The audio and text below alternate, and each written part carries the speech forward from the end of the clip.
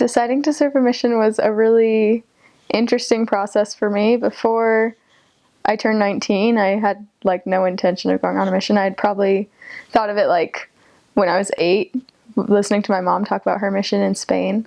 But other than that, I just thought like, no, mission's not for me. Up until October like 5th or 6th, whatever day it was, 2012, when President Monson made the age change announcement, and I was not watching General Conference live because it was the Saturday morning session and I had gone home for the weekend. But I got on Facebook and I saw everybody like posting about it, so I went and watched it, and I just like had this, basically my jaw just dropped, my heart sunk into my stomach, and I didn't know at that point that I should go. I just knew that I needed to actually consider it now. As opposed to like before when I just wasn't gonna think about it. So I spent a few weeks talking to all my friends that were returned missionaries and just thinking about the pros and cons. And all of a sudden I found myself on a plane to England and I don't really remember actually making the decision. I just remember doing the stuff to get there, and it was really crazy. But as my mission went on, I realized that I chose to go because I knew I would regret it if I didn't. And I knew that the blessings to my family right now, and my future family would be well worth it to be able to give up that time. So I put in my papers in November, and I wanted to get myself to the point where I did not care where I went. Like, I told myself, if I'm going to do this, I'm going to do it to go on a mission, not to go on a vacation. So wherever I get sent is fine. Send me to the Las Vegas West mission, like just across the freeway from me, I'll be fine.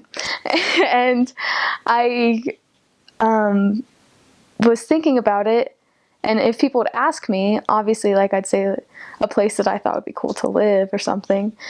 So my answer when people would ask where I want to go is always England.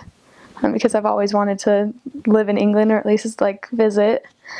And then I was in a mission prep Sunday school class in my student ward in Rexburg, and like 2 weeks before I got my call, a girl in my class who I didn't really know, but she lived right next door to me, announced that she got called to the England-London mission. And inside I just felt so jealous. And like my heart broke a little bit, like, that's my mission. No, that's not fair. But I just like ignored that because I didn't think it was possible to get the place that I wanted the most. And then 2 weeks later, I was home for Christmas holiday. I got my mission call, and I didn't know the trick to like cover up the paper. So I saw it before I said it, and it was surreal. I just couldn't even believe it. I loved the MTC. It was just after they made the time shorter, so I was only there for like 12 days. I really liked it.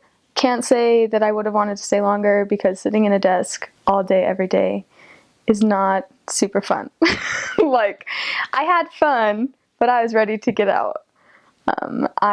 We had a very small group. Well, pretty big for the Preston MTC, but we had like 60 missionaries. Half were going to my mission, half were going to the London South mission. And it was just really fun to be able to be around people my age who had made the same decision as me, but had lived like different life experiences. The biggest miracle, like the first miracle that I saw on my mission, was the ESL missionaries in the MTC.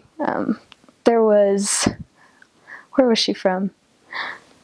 There was just sisters from all over the world. There was one from Kiribati, there was one from Dominican Republic, from Russia, that walked into MTC not having ever spoken a word of English.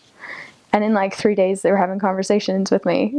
And I'd be like, did you know English before you came? And they were like, no. And that's how I really felt the Spirit in the MTC, like, testified to me that this is the Lord's work.